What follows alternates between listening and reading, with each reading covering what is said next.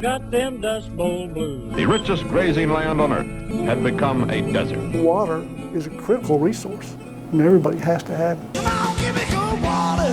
Man has only one source for water.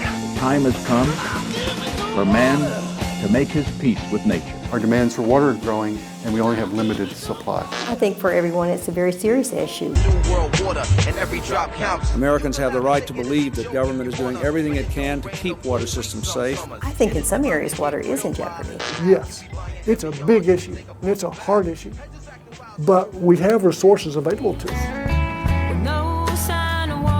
Fracking, which shoots waters and chemicals into rock, is dangerous for water supply. I am not aware of any proven case where the fracking process itself has affected water. Our ability to get water is going to not increase as rapidly as our demand's going to increase. There's continual evaluation going on. This is an issue that's not going to go away.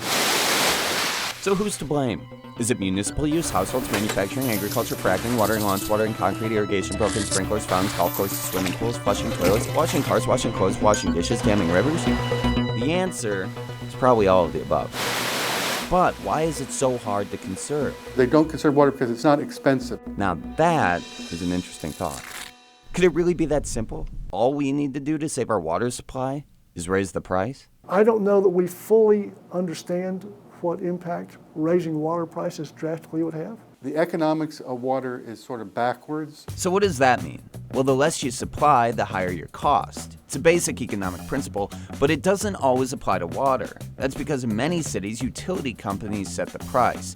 But since they're a non-profit, they can only set that price high enough to recover their cost. And as a result, prices remain low and people consume accordingly. That's my concern, is that supply and demand is not being addressed in water. At some point, we're not going to be able to get that water that we need. It is a balancing act. It has to be affordable for people on a fixed income because you need water to live. But remember, we also have to meet our revenue requirement.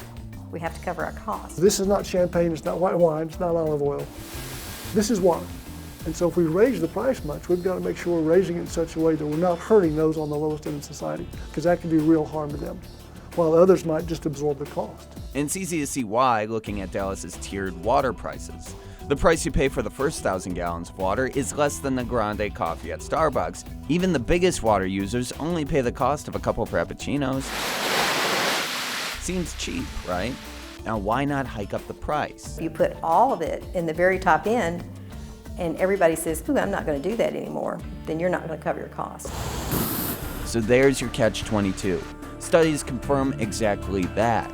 The more you charge, the more people conserve, which leaves little room for growth. We're not paying the amount that's going to take to build the next reservoir we're going to need for expansion of the water into the future. But with Dallas's population climbing, climate changing, and lake levels declining, the question remains. Are we going to get to a point where we run out of water? There's some cities in Texas that are desperate for water right now.